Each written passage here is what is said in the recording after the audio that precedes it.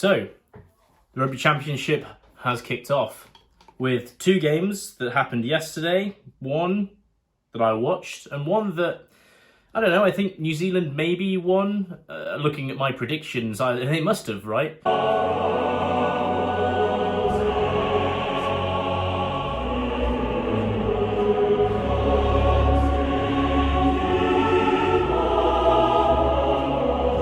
Anyway, without further ado, let's just get straight into this mother. It's a statement game from the Springboks in Brisbane. I think the summary and what I'll put in the title of this video is that everyone has a plan until they get punched in the face. Australia, now under the leadership of Joe Schmidt, came into this game off of 2 wins against Wales, which were heartwarming performances. A nice start to a new campaign with a bunch of fresh players brought in after what could only be described as a disastrous error under Eddie Jones. If it was such an error, it felt like a 2-day war, basically, of just losing a huge amount of, love for their own country or whatever. What? I don't know what the f*** I'm talking about. I mean, more, it was so short and so disastrous for Australia that, boy, did they want to turn the page quickly. And they managed to do that with Wales. And then, going into this game, obviously, South Africa visiting Australia is usually a bugaboo for them. They don't win very often there. The stats were going up all over the place. Suncorp Stadium haven't won since, 1812. The reality is we've got 2 teams that are in very different stages of their development and height of power and potential.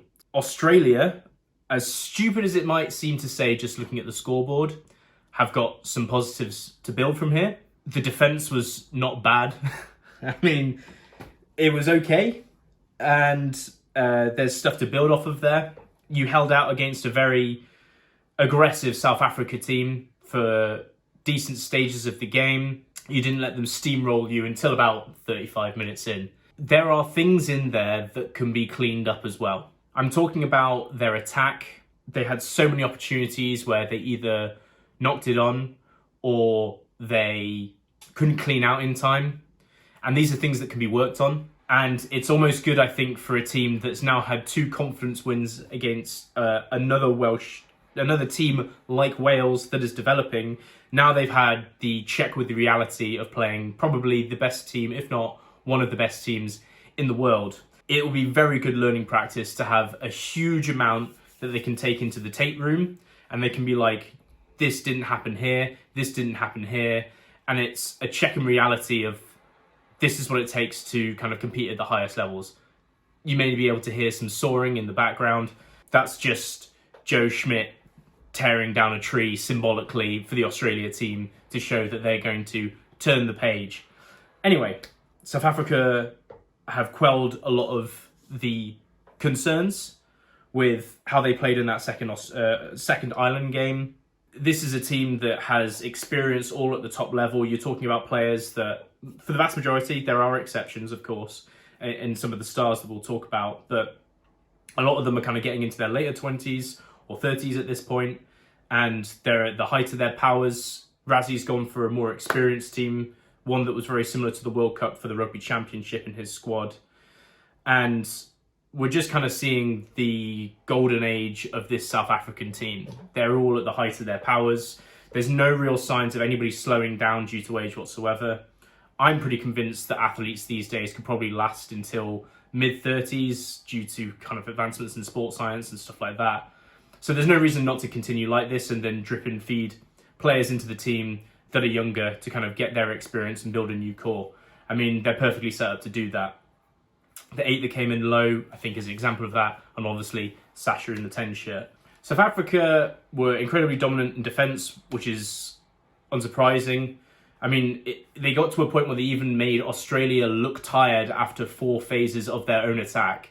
And anyone that's played most sports, rugby included, you'll realise that defending usually takes more out of you than attack. So it's impressive to show that. It made it look like Australia didn't even have the fitness to compete in attack, which is crazy to me. But that's kind of a given with South Africa. The things that I thought looked different and looked even better, one was counter-attacking. Australia made a huge amount of mistakes in attack. There's no doubt about that. There were knock-ons, there were penalty advantages, and South Africa were very keen to take the ball and counter if there was a bad kick or one of these advantages that they could get hold of. They were willing to run from their own half, and this paid dividends. It really kind of played into Sasha and the way he plays. Sasha had one squiggly kick at the beginning that was a little bit of a question mark, and when I saw him kick that, I was thinking, is this going to be the same old tale that we've seen with Manny Libbok and now with Handré Pollard, where we can't get a Springbok 10 being able to kick? But he kicked everything else other than that, and I think there was one other kick he missed as well. So, quelled that. But what I want to talk about with Sasha is that, yes, to start off with, it was a marvellous performance. I think he fitted into the team like a glove in his first start. He made the champagne plays, which I'm going to show one of them here, in terms of breaking on the counter. But one of the things that I think I want to be keeping an eye on with him, and I think he's probably going to be starting next week, whether Australia will step up to the plate, I'll get into that later, to have a more competitive performance. But one of the things I want to see from Sasha is I want to see him have to build phases and build an attack. We saw bits and pieces of it, and I think that came more in the second half. And I think in my head, I think Australia had maybe internally and mentally given up a little bit. I mean, he probably had to build 1, 2, 3 phases, and then like a break was available to take advantage of. What I really want to see from him is that going against like a competitive outfit, whether that is the Wallabies next week, or it's a New Zealand team, or Argentina, you know, from what we saw yesterday, I would like to see him being able to build phases of attack. And when maybe the gain line isn't quite there, are we going to see what we usually see from South African fly halves, where it's kind of like 2, 3 phases not going anywhere kick? Or are we going to see something more that we saw with Manny Libbok in the World Cup, where he can kind of create something out of nothing, you know, something out of the mold of like Finn Russell or Marcus Smith, something of that ilk? Because if South Africa truly do have that, and his decision making is really spot on, and I think we've probably seen examples of that with him playing for the Stormers, then what does this team not have in reality? It's insane. If he really is the real deal at building these phases, which I feel like is the last checkbox marks I want to see from him as a Springbok 10, how do you beat them?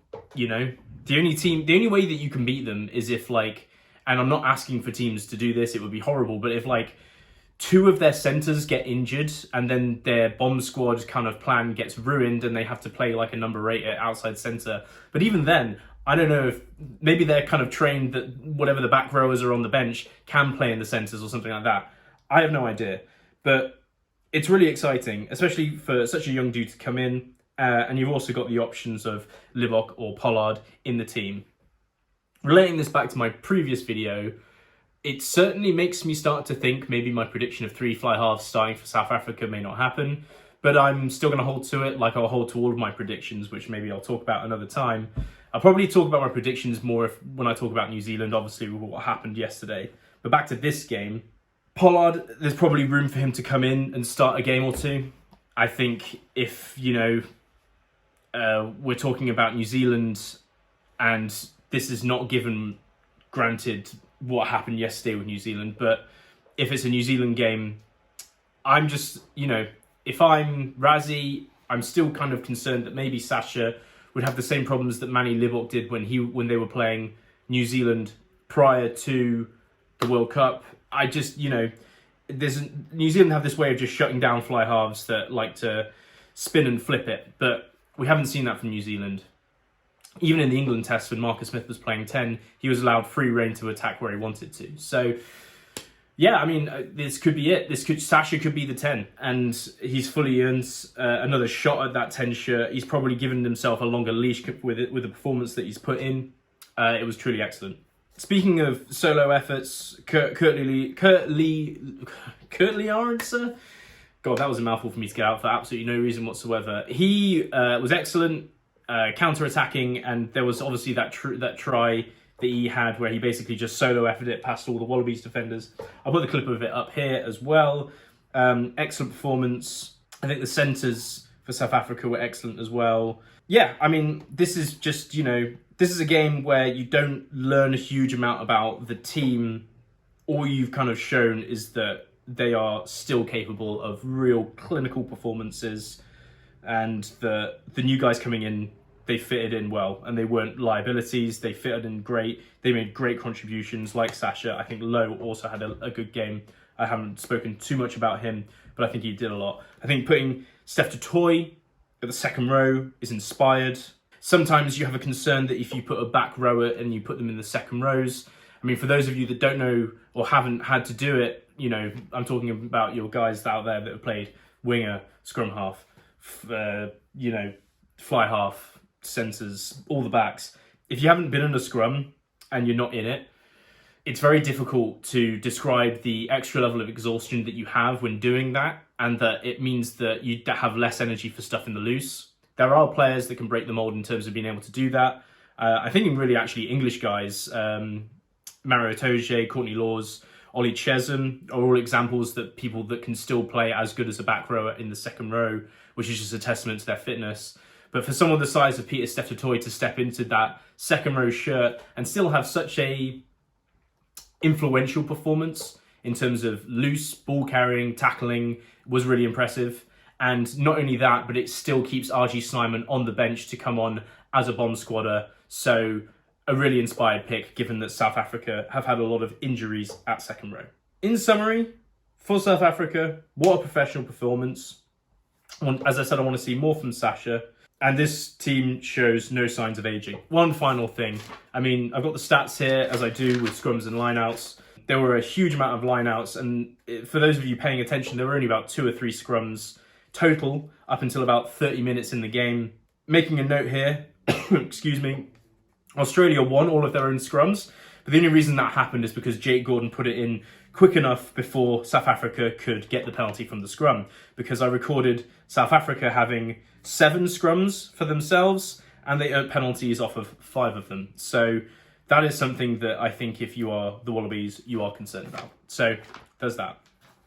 I think I also want to be starting to track penalties myself. The reason I do this is because I don't know whether I'm blind or if I'm terrible at Googling, but I can never find good stats that really break things down for me. So I've started kind of like taking notes down for scrums and lineouts. I think I'll do the same for penalties because I like to call it the way I call it. For example, like with the lineout, I don't know if I want to get into this, but I will. If I take it out, I take it out. With the lineout, like if you win it, like if you win it and then you get it in the maul and then you knock it on, I still count that as a loss. Whereas I think maybe the official stats count that as like a 1 line out and then knock on afterwards. Like a 1 line out is a line out that you get a clean ball out of and you get it, well, not quite clean, it can be slow and still get the possession back, but it's one that you keep the possession of at the end of the move. So I like taking my own stats. I think I'm going to do that more in the future for other stats, and it's a great reference point for stuff like the scrums, which is I've just brought up. And there was a ridiculous amount of lineouts in this game, which again shows to me both teams wanted to kick and gain some territory, but there was one team that did it better than the other.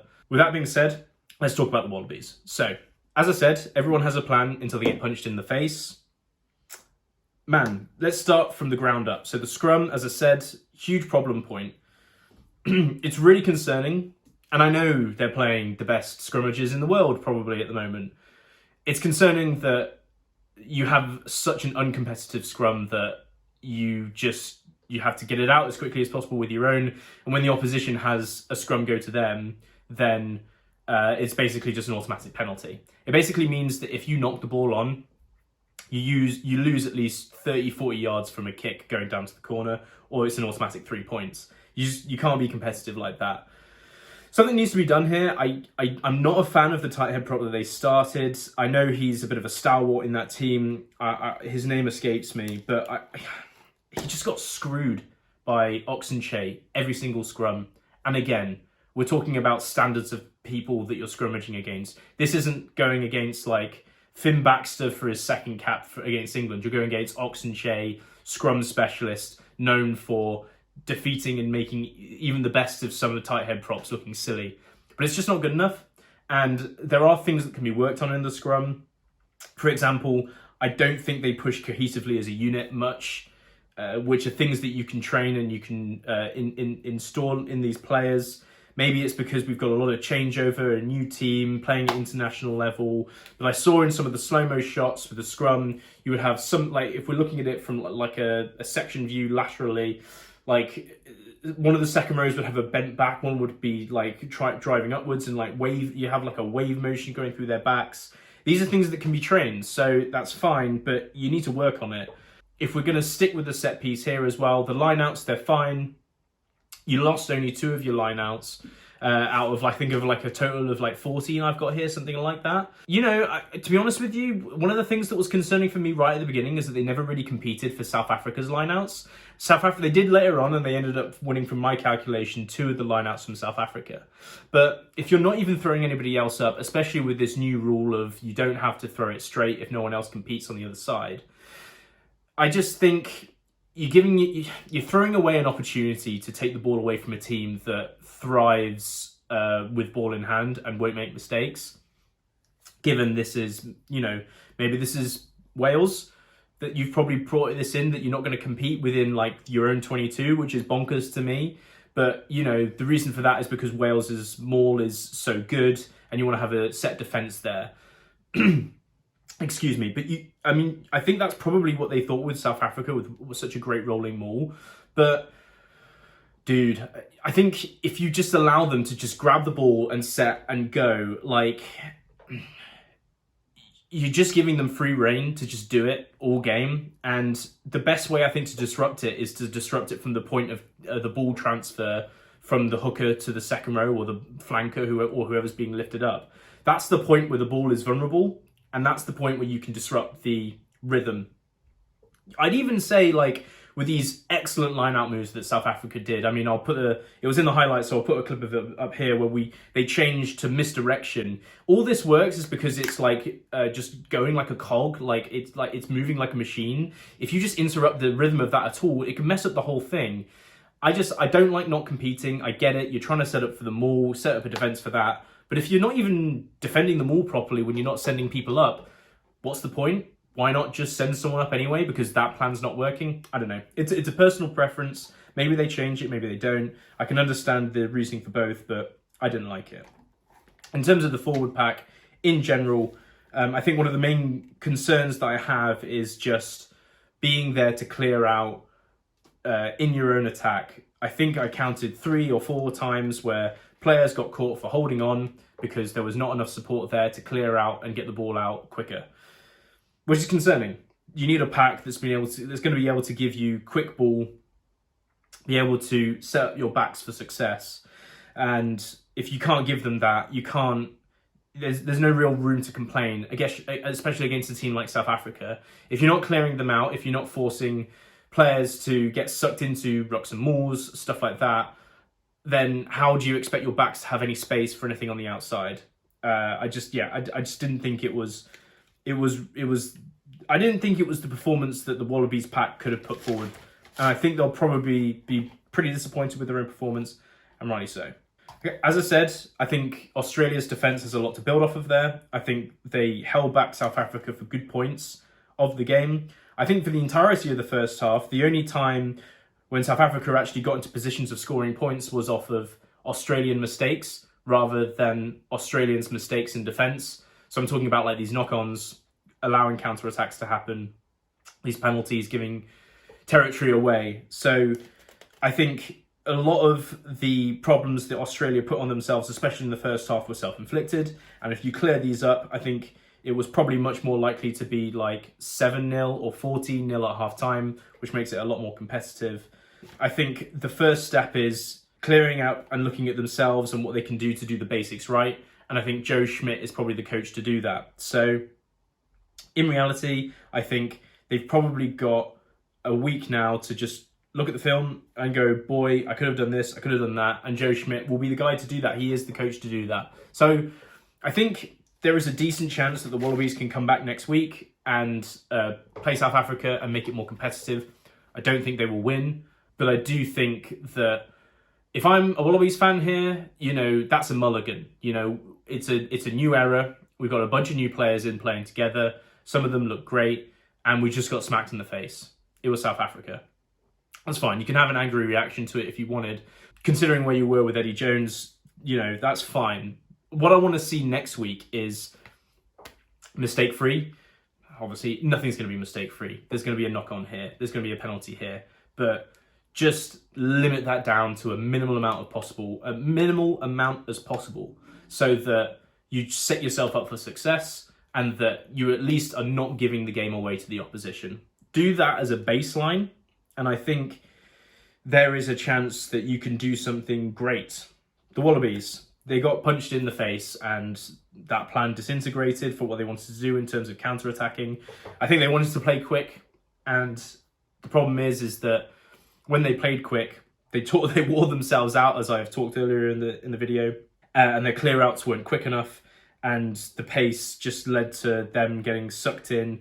And I think when we saw them actually get some decent attack is when they managed to spread the ball wide, and we didn't really realise this until like the second half. So there's things to be taken from there.